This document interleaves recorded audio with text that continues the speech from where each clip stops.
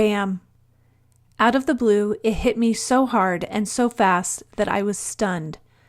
There I stood in my friend's entryway as she casually mentioned the party she was hosting that night, a party I hadn't been invited to. The wave of rejection was so strong and overwhelming, I immediately wanted to flee. How could this be happening? How could she be so thoughtless as to exclude me? Did she really think I wouldn't care, that it wouldn't hurt? I couldn't get out of the house fast enough. I felt like I was suffocating and I needed to breathe. Forcing a fake smile, I ended the conversation and made my escape to the car. But the relief never came. In fact, the feeling of rejection only intensified with each mile as I drove toward home. There's an old nursery rhyme that says, "Sticks and stones may break my bones, but words will never hurt me." That was far from what I felt that day. I would have preferred a broken bone over the emotional pain I was experiencing. I desperately wanted to escape it. But how do you escape emotional pain? How do you heal from someone's unkindness and disregard? Back then, I thought the answer was to turn away from the emotion, to suppress it, to push it down.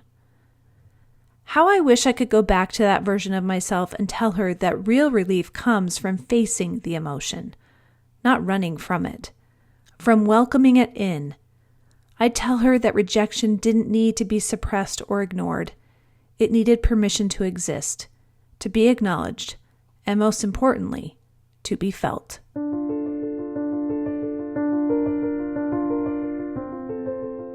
Hello everyone, I'm Meg Tilton. Welcome to a podcast that is designed to help you access powers that lie within you.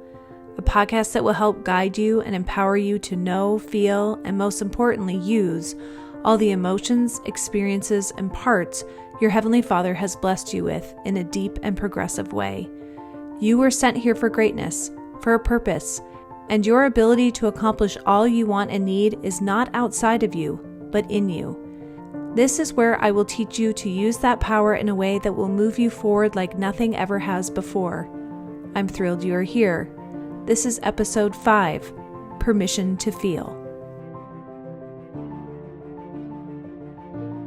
Rejection festered for weeks and weeks after this exchange. It created such discomfort in my body that if I could have taken a knife and physically removed it, I would have. My mind spun endlessly, searching for something I had missed, some missing puzzle piece that, if found, would make sense of the situation. Why hadn't I been invited? No matter how much I analyzed and tried to piece it together, the answer never came, and the confusion only deepened. Instead of clarification coming, the opposite happened. Rejection didn't just wreak havoc.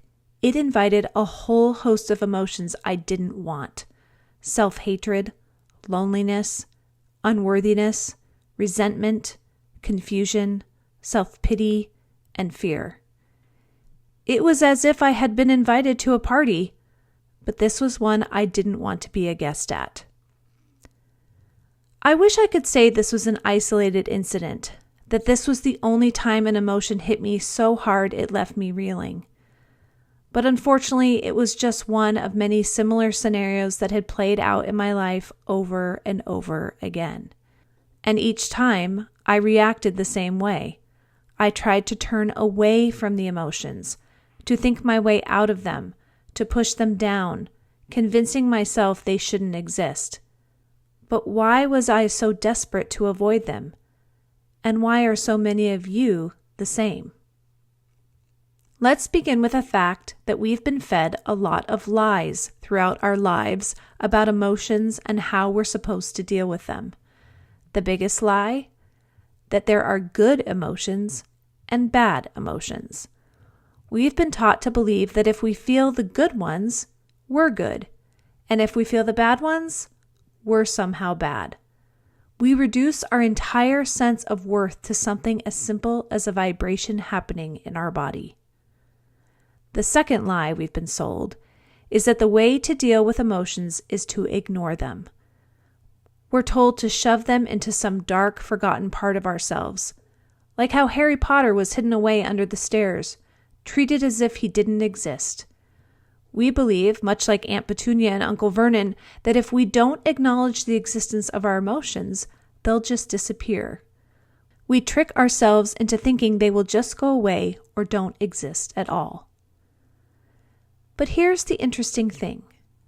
The moment we reject or dismiss an emotion for showing up, it doesn't just fade away.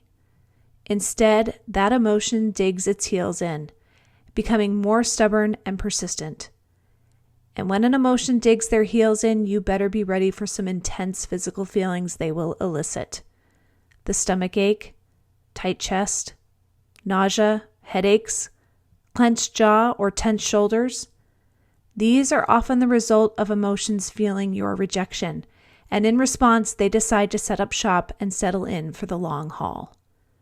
Which brings us to the third lie. The belief that welcoming and validating emotions is the last thing you should do. We've been told that if we acknowledge them, they'll only grow stronger and more overwhelming. That by validating them, we're giving them permission to stay, as if saying it's completely fine for them to take up space in our lives and run our internal emotional show, if you will. If you've found yourself believing these three lies, I want to offer a new perspective. You were sent here to feel every single emotion. Nothing is off limits. It's crucial to understand that even Christ, who was perfect, felt the full range of emotions. This shows us that no emotion is inherently bad. We're meant to experience them all. Emotions are not just a part of life. They're woven throughout the teachings in the scriptures, showing us their importance in our spiritual journey. In a March 2017 Brigham Young University art exhibition titled Jesus Wept, Emotions in the Scriptures, curators highlighted a remarkable fact. 127 different emotional words and their variations appeared 9,685 times across 7,238 verses. That means 1 in every 6 verses in Mormon scripture contains at least one emotional word. Jason Swendon, who wrote about this exhibition, shared an important insight. Quote, "Emotions are often dismissed in today's culture. They are something to be contained and held within. But as noted in the exhibition, emotions are an integral element of the human and divine experience. Emotions punctuate the mortal experience and add texture and depth to everyday lives.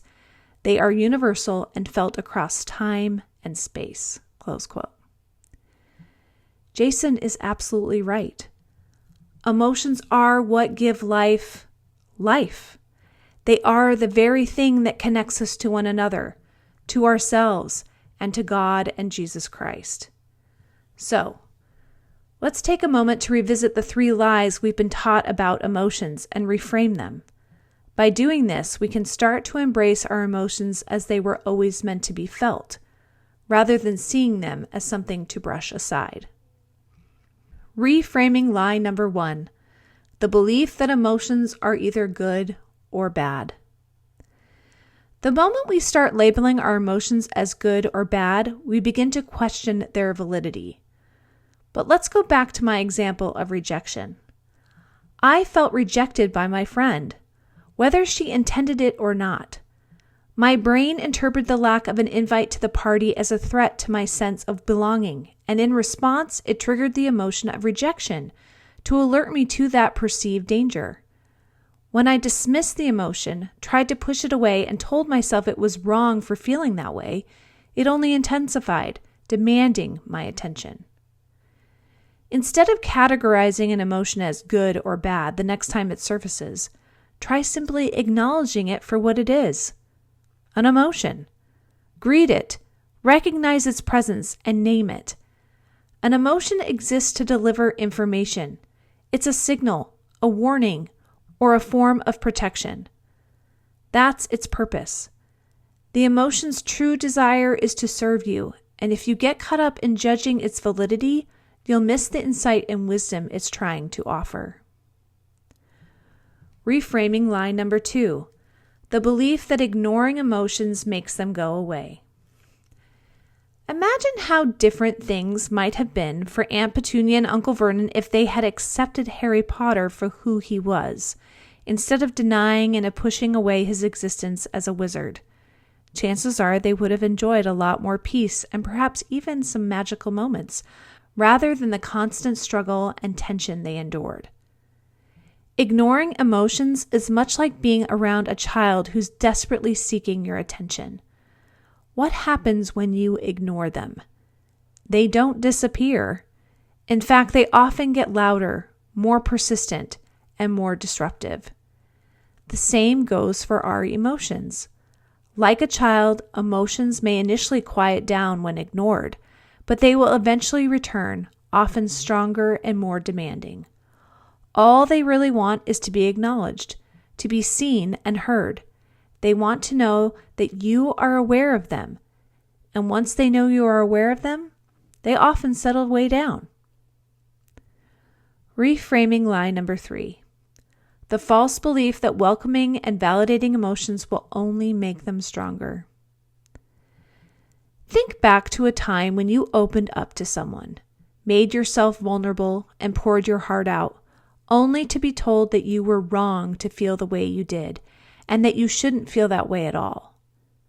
Now, contrast that with a moment when you shared your feelings, and instead of being dismissed, the other person validated your experience and truly wanted to understand what was going on. In the first scenario, I bet your emotions intensified. What you were feeling likely grew stronger. But in the second, I'd wager you felt a sense of relief, a lessening of internal turmoil. We often do the same thing with our emotions. We don't listen, we don't validate, and we ignore the wisdom they're trying to share. It's no wonder that so many of us walk around with heightened levels of anxiety and depression. We're not hearing our emotions out or validating their existence. Here's the great news. We don't have to suffer like this. Life can actually be so much more enjoyable if we learn to accept our emotions for what they are, stop pushing them away, and give ourselves full permission to feel them. When we validate their existence and listen to the wisdom they offer, we unlock their power to serve us. Your emotions are there to help you, to bring valuable insights and growth. Every time you push them away, you deny them the chance to contribute positively to your life. They are the gateway to achieving your dreams, building deep relationships, and most importantly, loving yourself. They are your friends, not your enemies, and they deserve the same care and consideration you would give a close friend, with your time, attention, and respect. Let's revisit the story I shared at the start of this episode, about a time when rejection hit me so hard I could barely breathe. If in that moment I had acknowledged the rejection instead of running from it, my suffering would have been significantly reduced. Rejection showed up for a reason. It had something important to say. Contrary to what I thought, it wasn't demanding that I fix anything. It just needed to be seen and heard. How do I know this? Because since that day years ago, I faced rejection many more times. In fact, just this past year, I wasn't invited to the same event once again.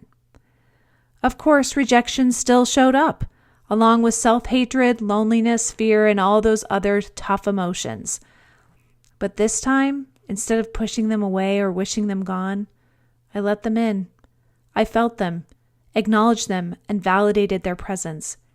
And you know what? Instead of carrying those feelings for weeks or months, letting them stew and fester in the background of my life, I listened. They knew I took them seriously, and they moved on. They stated their case, and then my true self led the way. This time, the intensity lasted only a day or two, much shorter than before. I'm proud of how my spirit and body collaborated for the better. When you acknowledge your emotions, stop labeling them as good or bad, and allow them space to exist, they will reveal themselves as allies, not enemies. This practice can transform your life and the lives of those around you. All it takes is one thing: permission to feel. Thanks for joining me today. I hope you step just a little closer to knowing that you are already whole and complete, and that every part of you is loved and enough. You truly do have all the power inside of you to accomplish the work you were sent here to do. Come back next week to learn more about how you can access the power within.